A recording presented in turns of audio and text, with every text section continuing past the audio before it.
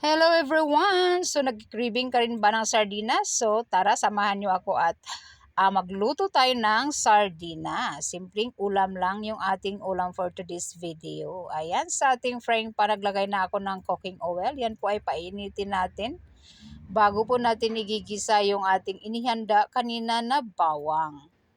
So mikos-mikos lang po natin yan hanggang magiging golden brown. Kapag golden brown na po yung ating bawang, susunod na rin po natin yung ating sibuyas. Ayan po siya.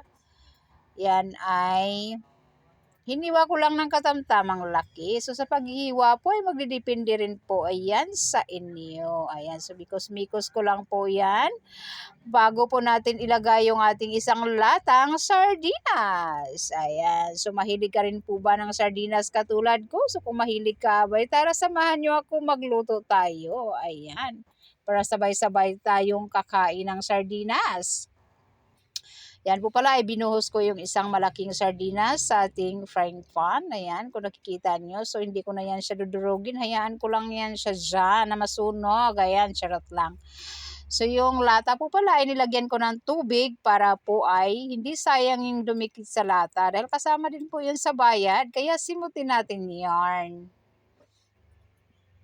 So mega love shoutout po pala sa aking kaibigan sa YT World na si Kusinirong Pastor. So maraming salamat po sir sa support nyo lagi sa akin. So sana po ay nasa mabuting kalagayan po kayo at sana po ay hindi po kayo magsasawang manood sa aking mga simpleng ulam.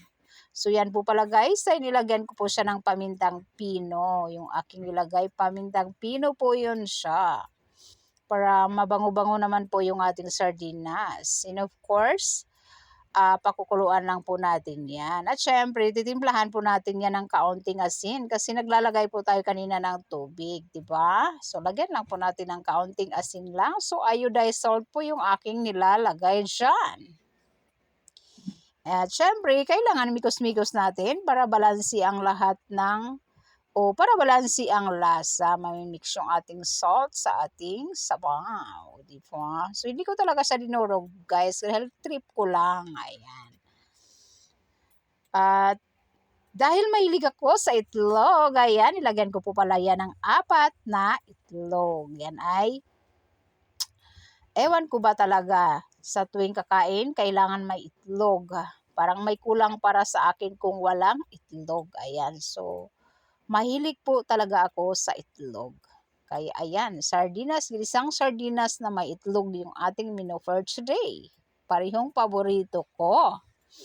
So dahil po yan ay luto na, ilalagay ko lang po yung ating hiniwa kanina na sibuyas dahon. Para naman po may green-green yung ating sardinas. Hindi ko po siya inubos kasi yung iba po ay tatoppings natin mamaya para magmukha namang masarap yung ating ulam. Ayan. Ay guys, masarap po talaga yan. So sa mga mahilig sa sardinas, I'm sure na masasarapan din po kayo sa mga hindi kumakain ng sardinas dyan. So, pagpasensyahan na yung aking video kung ayaw ninyo ng sardinas. Ito lang po talaga gusto kong lutuin ngayon. Kaya dahil miss na miss ko kumain ng sardinas na ganitong pagkaluto. So, ayan po pala ay luto na. Siyempre, lipat na po natin sa ating lagayan para tayo ay makakain na. Dahil excited na akong kumain yan. Dahil medyo matagal-tagal nang hindi nakakain ng sardinas na yung ganyang pagkaluto lang.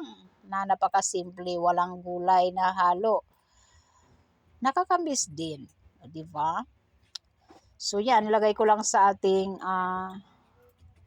plato at mabangong mabango yan guys dahil